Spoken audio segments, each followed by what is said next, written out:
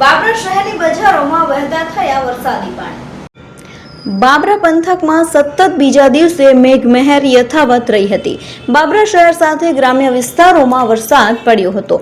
વહેલી સવારથી વરસાદી વાતાવરણ બાદ વરસાદનું આગમન થયું હતું।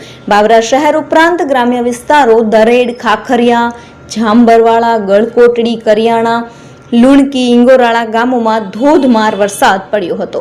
ભારે વરસાદથી બાબરા શહેરની બજારોમાં વરસાદી પાણી વહેતા થયા હતા।